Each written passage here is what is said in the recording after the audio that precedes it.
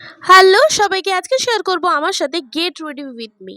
তো আমার কাছে আর জামা নেই, আমি জানি তোমরা এটা দেখে কমেন্ট করবে। তো যাই হোক, এটাই আমার দুঃখের কষ্টের কারণ। কিন্তু যাই হোক, চলো লেটস স্টার্ট করা যাক। আবার আমি এখানে কিন্তু কোনো ট্রানজিশন ভিডিও অ্যাড করতে পারছি না, তাই নর্মাল ভিডিওটাই রেখেছি। এখন সিরাম লাগানোর পর ময়শ্চারাইজার লাগিয়েছি। বাইরে খুব রোদ, তাই যথারীতি sunscreen apply.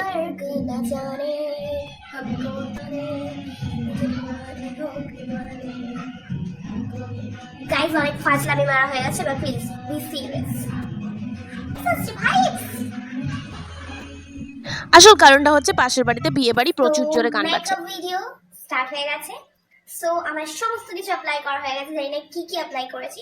I am using this shade number কি এসব কিছু নেই গাইস, আমি জানি না। চুপচাপ খুলবো ঢাকনা। আমার কাছে তো সামান্য একটা থুপিও নেই। ও সরি, কি যেন মেকআপ ব্লেন্ডার নেই, সিঁদুর নিয়ে চলে গেছে। কি করা যায় এখন? কিনতে তোরই যাবো, এখন পাচ্ছি না। আবার দিদি ভিডিওটা দেখলে পাক্কা কিস্তা বের করবে, সব আনসার কেন পাচ্ছি না থাকে রে। But I am so sorry. এরকম ভাবে ডটেড ডটেড ব্যাপারটা হতে হয় কি? ও আচ্ছা, না গাইস, এবার সত্যি মনে হচ্ছে মেকআপ লাইনারটা ভীষণ দরকার।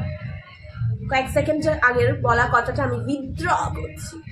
চলো, ফাউন্ডেশন অ্যাপ্লাই হয়ে গেছে, এবার কনসিলার একটু তাড়াতাড়ি করে লাগিয়ে নিই পাউডারটা। ও মাই গড, এটা হচ্ছে কম্প্যাক্ট পাউডার, সেটাই তোমাদেরকে বলতে ভুলে গেছে। আর এই যে মাইগ্লেমের লিপস্টিকটা আমার ভীষণ পছন্দের, এটা আমি সব জায়গায় ইউজ করি। আর এই যে চুল নিয়ে এবার ওস্তাদি করবো, চুল নেই, হাতে গুনলে হয়তো কয়েকশোটা বেরোবে, তাতে এবার অ্যাক্টিং এর আমার শেষ নেই। যাই হোক, আর এই আংটিটার একটা রহস্য বলি, এটা আমার বার্থডে গিফট, কিন্তু আমি আংটিটা একদিনও বাড়িতে পরি না। কেন? এই যে কারণটা, যে আঙুলে পড়ি সেই আঙুল থেকে ঢিলা হয়ে বেরিয়ে চলে আসে। যাই হোক, তার উপর আবার টুট করে আমি হাইলাইটার লাগিয়ে নিলাম। আর এবার বান্ধবীকে ফোন করছি, ও আসতে লেট করেছে। যাই হোক, ও চলে এসছে আর খুব সুন্দর একটা গিফট নিয়ে এসেছে। আমার এটা ভীষণ পছন্দ হয়েছে, এটা আমার বার্থডে গিফট দিয়েছে আমাকে ও। ফাইনালি আমরা এখন রেডি হয়ে কোথায় যাচ্ছি জানো? বসন্ত উৎসবে। ফাইনাল লুকটা দেখায়, দাঁড়াও। তো এই হচ্ছে আজকের আমার ফাইনাল লুক। কমেন্ট করে জানিও যে কিরকম হয়েছে। আমি জানি আর আমি মেকআপে একদম পারদর্শী নই, তাই প্লিজ জাজ করো না।